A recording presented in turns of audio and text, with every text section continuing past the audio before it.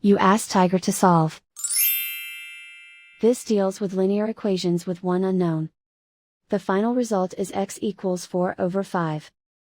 Let's solve it step by step. Group all x terms on the left side of the equation. Subtract x from both sides. Group like terms.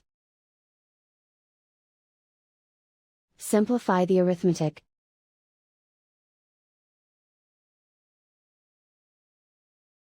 Group all constants on the right side of the equation. Add 4 to both sides. Simplify the arithmetic.